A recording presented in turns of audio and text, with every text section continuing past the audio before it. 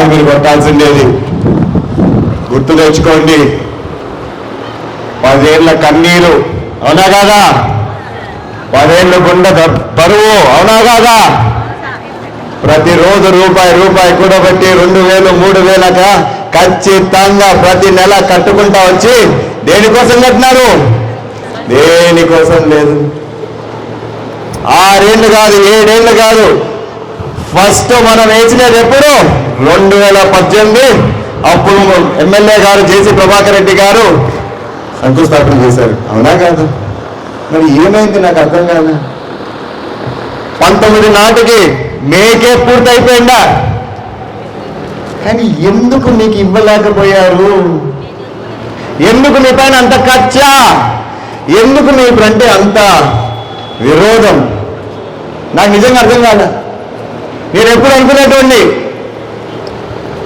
ఆ ఇల్లు ఏదైతే కట్టారో ఆ ఒక్కటి మాత్రం మీకు ఇచ్చేసింటే ఈ జేసీ అనేటోడిని మళ్ళా మీరు ఎప్పుడు చూసిండరేమో అని అనుకునేటోడిని. దేవుడున్నాడు, నన్ను కాపాడడానికి కూడా దేవుడు ఉన్నాడు, పైన చూస్తా ఉన్నాడు. చెప్పాడు, లేదు నీ చేతుల పైన మళ్ళా ఓపెనింగ్ చేపిస్తానని చెప్పి ఆ దేవుడు నాకు నమ్మకం ఇచ్చాడు. కాబట్టి ఈరోజు మళ్ళా నేను వచ్చాను మీ ముందుకి. ప్రతి ఒక్కరిది పేదవారి ఇంటి కళని నిజం చేయాలని చెప్పి మరొక్కసారి ఈ కూటమి ప్రభుత్వం నిర్ణయం తీసుకుంది, ముందుకొచ్చింది. మీరందరూ గమనించాలా, ఇచ్చాము ఇవన్నీ. మనము గత పాలికలు ఏం చేశారు? రంగులు మార్చారు. కనిపిస్తానా లేదా మీకు? రంగులు మార్చారు. ఏమా రంగులు మార్చినంత మాత్రం పునాది తవ్వినోడు మర్చిపోతారా? గుర్తుపెట్టుకోలేరా? అదే నేను చెప్తాను. ఏదో ఊరికే పూట కోసము మాట కోసము వచ్చి ఓపెనింగ్ చేసి వెళ్ళిపోయేది కాదు. మీకు నీళ్ళు వస్తున్నాయా, కరెంట్ ఉందా, రోడ్లు ఉన్నాయా, అవన్నీ కూడా ఆలోచించాలి. ఎందుకంటే ఈ రోజు కాదు ఇది. మీ అందరు గుర్తుంది, ఆటోనగర్ ఎట్లా చేశాం గుర్తుందా మీకు?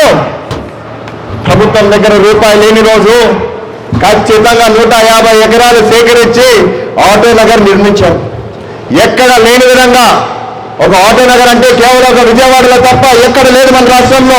కానీ ఈరోజు విజయవాడ కంటే మంచి ఆటోనగర్ ఈరోజు మనకుంది. ఎంతమంది లబ్ధి పొందారు ఆటోనగర్ వల్ల? ఒక్కసారి మీరు తెలుసుకోండి. అదేవిధంగా టిట్కో ఇల్లు ఈరోజు రోడ్లు చూసారా? మీరు కూర్చున్నది కూడా ఒక రోడే. ఒక్కసారి కిందికి చూడండి. నేను ఒక్కసారి కోరుతున్నాను మీ అందరినీ. నన్ను వచ్చి అడిగారు ఈరోజు, అన్న గ్రీన్ పట్ట పరుస్తాం మొత్తం అంటే నేను వద్దు, పరిసద్దండి. ఆ కష్టం వాళ్ళకి తెలియాలా, ఆ రోడ్డు వాళ్ళు చూడాలా, ఆ రోడ్డు పని వాళ్ళ అడుగు పడాలని చెప్పి నేను అదే పనిగా గ్రీన్ మ్యాట్ వేద్దని చెప్పాను. నేను ఈరోజు ఊరికే రాలేదు. ఇదంతా నాకు తెలిసి మీ చేతిలో డబ్బులు పెట్టి ఒక ఇల్లు కట్టుకోండి అని చెప్తే కూడా ఇంత బ్రహ్మాండంగా అయితే మనం కట్టుకోలేమా? నేనైతే ఖచ్చితంగా చెప్తాను. ఈరోజు నేను చూసా, ప్రతి ఒక్క ఇంటిలోకి వెళ్ళాను నేను ఈరోజు. ఏ విధంగా ఉన్నాయో చూశాను.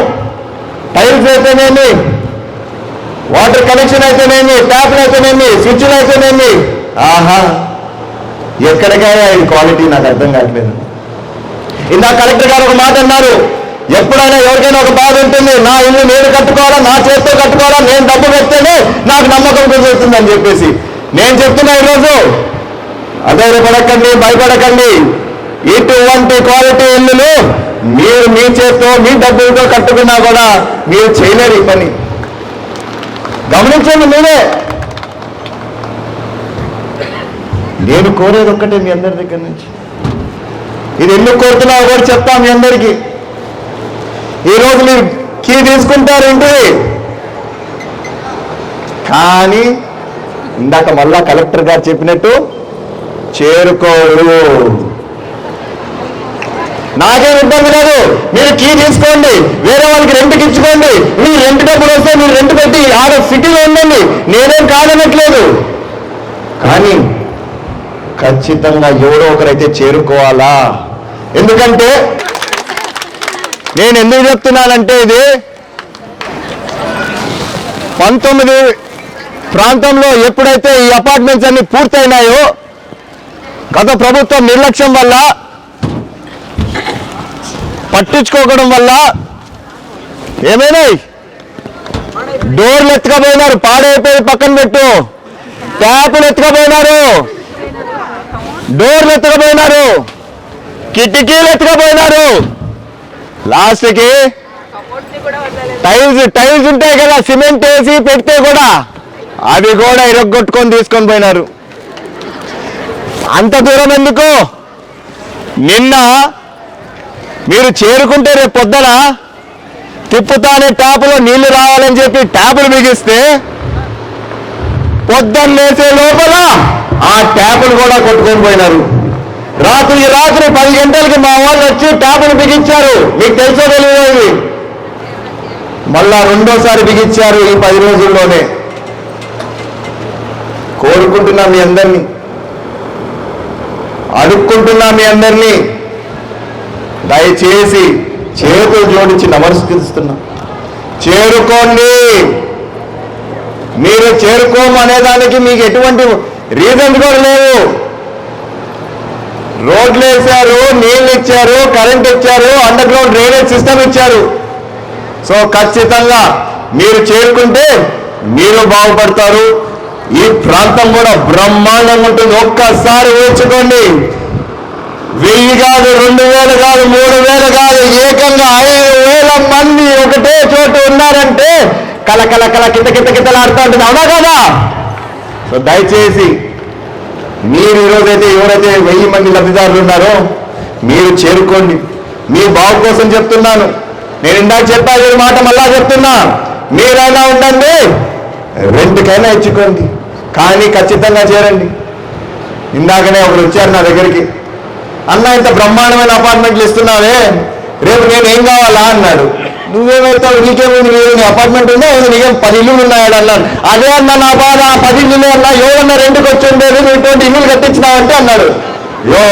నువ్వు ఒక్కరు బాగుపడ్డాని కోసం నేను కాదు ఇక కట్టించండి, 100 మంది 1000 మంది నా ప్రజలు బాగుపడ్డాలని చెప్పి ఈరోజు ఇల్లులు కట్టినామని చెప్పి గర్వంగా నేను చెప్పుకున్నాను కదా. ఏం తక్కువ ఉన్నాయా రెంట్లు?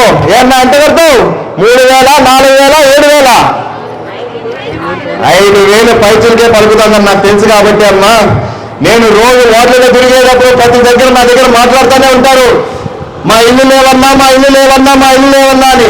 నిజం చెప్పాలంటే ఆ రోజు ఎంత బాధపడతానో నాకు తెలుసు. ముఖ్యంగా మగవాళ్ళు కాదు, ఆడవారు. నేను ఎప్పుడైతే వార్డుల్లోకి పోయినప్పుడు ప్రతి దగ్గర అడిగి అడిగి అడిగి నిజంగా గుండె బాధేసేది, బరువు ఎక్కేది. ఇంత మంచి అపార్ట్మెంట్లు కట్టి ఎందుకే మీకు ఇవ్వకుండా పోయారు? ఒక్కటి మాత్రం చెప్తా మీకు ఈరోజు, గర్వంగా చెప్పుకుంటాను. అభివృద్ధి చేయాలన్నా చేసేవాడే, నేను చేసేవాడినే. నేర్చుకున్నా మా పెద్దల దగ్గర నుంచి. మా పెద్దనాన్న అయితేనేమి, మా నాన్నగారు అయితేనేమి. ఏవయ్యా పల్లెల్లో మీరు ఎంతమంది పల్లెల నుంచి వచ్చారు? చేతులు ఎత్తండి ఒక్కసారి. మీరంతా పల్లెలలో. ఏమయ్యా మీకు ఆ కాలంలో నీళ్ళు వచ్చాయంటే ఊరికే వచ్చాయా? అప్పుడు ముందు చూపుతో జేసీ దివాకర్ రెడ్డి గారు ఎప్పుడైతే మంత్రిగా ఉన్నారో, ఎప్పుడైతే ఎమ్మెల్యేగా ఉన్నారో, మీ అందరికీ బాగు మొదలు కోరుకొని కాలువలు కట్టించారు. కాబట్టి ఈ రోజు నేను ఉపయోగపెట్టుకుంటున్న ఆ కాలువల్ని. ఎందుకంటే పైన నుంచి నీళ్ళు వచ్చాయంటే మీకు తాగునీరు అయితే నేను సాగునీరు ఏదైతే ఈజీగా వస్తానంటే కేవలం ఆ రోజు చేసిన ఆలోచన వల్లే. ఆ రోజు మనకి చినుకులు పడితే కూడా మనకి వాన వచ్చేది కాదు. అయినా కూడా ముందు చూపుతో అప్పటికే కాలువలు తోయారు. అదేవిధంగా మన తాడిపత్రి టౌన్ తీసుకుంటే నంబర్ 1 మున్సిపాలిటీ కేవలం ఒక రాష్ట్రంలోనే కాదు, దేశంలో అని చెప్పి గర్వంగా నేను చెప్పుకోగలుగుతున్నాను. ఇవంతా ఊరికే రాలేదు. మీరందరూ ఆయన చెప్పిన మాట విని మా బాబు కోసం చేస్తున్నారని చెప్పి ఎప్పుడైతే ముందుకు వచ్చి ఆయన ఎప్పుడైతే చెత్త బయట వేద్దండి, మీ ఇల్లు దగ్గర శుభ్రంగా పెట్టుకోండి, మీ కాలువలు నీట్గా పెట్టుకోండి అంటే ఈ రోజు నంబర్ 1 మున్సిపాలిటీ అయింది తాడిపత్రి. ఇదంతా ఎవరి వల్ల అవుతుంది? మీ వల్ల, మీరు చూపించిన బాధ్యత వల్ల అవుతుంది. సో ఖచ్చితంగా నేను చెప్తున్నాను, రాబోయే కాలంలో కేవలం ఒక రాష్ట్రంలోనే కాదు, దేశంలోనే కాదు, ప్రపంచంలోనే నంబర్ 1 ఊరు తాడిపత్రిగా చేసేదాన్ని ప్రయత్నం చేస్తానని చెప్పి మీ అందరికీ ఈ సభాముఖంగా మరొకసారి తెలియజేస్తున్నాను. మీరు గమనించుంటారు, ఇప్పటికే శివాలయం మీరు గుర్తుందా? ఏ విధంగా ఉండేది? ఎక్కడ చూసినా రైట్ సైడ్ అయితే చెత్త, లెఫ్ట్ సైడ్ అయితే చెత్త. ఒకే ఒక్క దగ్గర పెద్ద పార్కు కట్టినారు పెద్ద జేసీ ప్రభాకర్ రెడ్డి గారు. ఎలా ఉంది ఆ పార్క్ మీకు? సాయంత్రం అయితే ఏ విధంగా ఉంటుంది? హాయిగా 2 నిమిషాలు అన్ని మర్చిపోయి మన పార్టీకి మనం ప్రశాంతంగా ఉండొచ్చు అని చెప్పి ఒక్కసారి ఆ పార్టీకి వెళ్ళామంటే మీకే అర్థమవుతుంది. అవునా కాదా? వేచి చూడండి, కరెక్ట్ గా సంవత్సరం లోపల నేను చెప్తున్నా ఈరోజు తాడిపత్రిలో డ్రీమ్ సిటీ అని కట్టబోతున్నామని చెప్పి మరొకసారి అందరూ తెలియజేస్తున్నా. ఆ డ్రీమ్ సిటీ ఎంతో దూరం అయితే లేదు, ఖచ్చితంగా ఆల్రెడీ పనులు మొదలైనాయి. మీకు ఎప్పుడన్నా వీలైతే మాత్రం ఖచ్చితంగా ఒక్కసారి శివాలయం రోడ్డు పైన పోండి, చూస్తారు. ఇప్పటికే ఖచ్చితంగా బూచడం మొదలు పెట్టాము. ఒక్కసారి లెవెల్ అయిందంటే ఎటు వైపు చూసినా ఆడుకోవడానికి పార్కులు, చిన్న చిన్న తిండి పదార్థాలు అమ్మేది రెస్టారెంట్స్ అయితేనేమి, హోటళ్ళు అయితేనేమి, మీ ఇష్టం, మీరు ఏ విధంగా కావాలంటే ఆ విధంగా ఎంజాయ్ చేసుకోవడానికి కోసం అని చెప్పి ఆ శివాలయం రోడ్డు మాకు ఒక్క సంవత్సరం టైం ఇవ్వండి, మీరే చూస్తారు మార్పు ఏ విధంగా ఉండబోతుందో. కానీ ఇవన్నీ చేస్తున్నాం, మీ దగ్గర నుంచి నాకు ఒక మాట కావాలి. ఏ విధంగా అయితే మీరు మా పెద్దలకి జేసీ దివాకర్ రెడ్డి గారికి, జేసీ ప్రభాకర్ రెడ్డి గారికి చేతిలో చేసి అడుగులో అడుగేసి ముందుకు తీసుకెళ్లారో నాకు కూడా ధైర్యం చెప్పండి. నేను కూడా ఇంకొంచెం పరిగెత్తుతాను. మీరు 2 అడుగులు వేస్తే నేను 10 అడుగులు వేస్తాను, మీరు 10 అడుగులు వేస్తే నేను 20 అడుగులు పరిగెత్తుతాను. మామూలుగా కాదు, వయసులో ఉన్నాను, ఓపిక ఉంది, ఎనర్జీ అయితే ఇక కింద నుంచి పైదాకా ఫ్లో అవుతానే ఉంటుంది, ఏ రోజు తగ్గదు. ఏమంటే మీరు కూడా నాకు ఒక్కసారి చేయి వేయాలలా నేను కోరుతున్నాను. మరొక్కసారి దయచేసి చేరుకోండి. ఇంతకంటే ఈ మంచి ఇల్లులు అయితే మనకు దొరకవు. మీరందరూ చేరుకుంటారని చెప్పి కోరుకుంటున్నాను.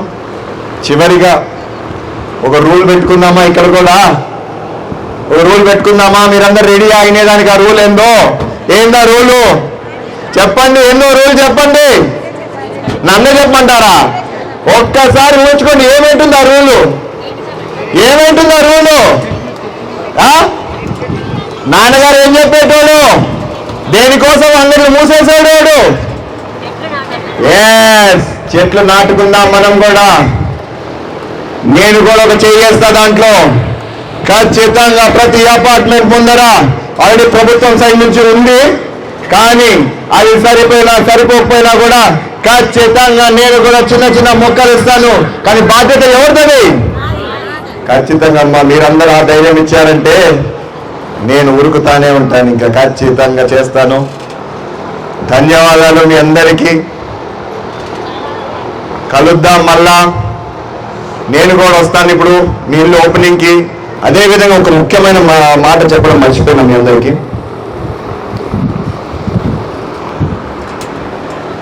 మనము 2019 నాటికి చాలా మంది రిజిస్ట్రేషన్ చేసుకున్నారు ఇళ్ళ కోసం. అందులో కొంతమంది లబ్ధిదారుల పేర్లు తొలగించి డబ్బులు కట్టినా కూడా కొత్త వారి పేర్లు ఎక్కించారు. మనకొద్దు, పార్టీతో మనకు సంబంధం లేదు. వాళ్ళు వైఎస్ఆర్, వీళ్ళు టీడీపీయో నాకు అనవసరం. ఎవరికైనా ఇల్లు లబ్ధిందని చెప్పి నేను సంతోషిస్తున్నాను. కంటిన్యూ చేద్దాం. అదేవిధంగా ఎవరివైతే పేర్లు తీసేయబడిందో ఖచ్చితంగా వాళ్ళకి న్యాయం జరిగే విధంగా నేను చూస్తాను. ఇప్పటికే మన ప్రభుత్వం అనౌన్స్ చేసింది, ఎవరైతే 50,000 1,00,000 రూపాయలు కట్టి ఉన్నారో వాళ్ళ పేర్లు తీసేసి వేరే పేర్లు ఏవైతే ఎక్కించారో ప్రభుత్వంలో, ఆ తీసేయబడిన పేర్ల వాళ్ళకి డబ్బులు మొత్తం ఏదైతే కట్టారో అది వెనక్కి ఇవ్వబడుతుంది. అదేవిధంగా వాళ్ళు మళ్ళా కోరారంటే మాకు కావాల్సిందే ఇల్లు ఇక్కడ అని వేరే విధంగా నన్ను వచ్చిన నాతో మాట్లాడడమో నన్ను కోరడమో జరిగిందంటే ఖచ్చితంగా రేపు ఎక్కడన్నా అపార్ట్మెంట్స్ మిగిలినాయంటే వాళ్ళ పేర్లు నమోదు చేస్తానని చెప్పి మరొకసారి మీకు ఈ సభాముఖంగా తెలియజేస్తున్నాను. సో అధైర్యపడకండి. మీ పేరు రాలేదంటే ప్రభుత్వం ఏం నిర్ణయం తీసుకుందంటే మొదటి విడతగా 1024 ఇల్లులు ఈరోజు ప్రారంభం చేయబోతున్నాము. వచ్చే 2 నెలల లోపల ఇంకొక 1000 ఇల్లులు ఇవ్వబోతున్నాము. అట్లా కంటిన్యూస్గా ఇస్తున్నాం కదన్నా. ఎన్ని రోజులన్నా? జూన్ ఎండింగ్ కంతా మొత్తం 5000 ఇల్లు అయిపోచేస్తామా? జూన్ అనుకుంటున్నాము. అది 1 నెల 2 నెలల్లో ముందుకు పోవచ్చు. ఎందుకంటే 5000 ఇల్లులు అంటే అది మామూలు పని కాదు. అయినా కూడా ఎంత తొందరగా వీలైతే అంత తొందరగా పూర్తి చేయడానికి ప్రయత్నిస్తాము. Thank you so much. మీ అందరికీ ఇంత పేషెన్స్తో ఇక్కడ కూర్చున్నారు. ఓపెనింగ్ చేసుకుందాం. ఓపెనింగ్ చేసిన తర్వాత భోజనాలు కూడా ఏర్పాటు చేసినారు. దయచేసి మీరందరూ భోంచేసే పోవాలని చెప్పి కోరుతున్నాను ఈరోజు. Thank you so much.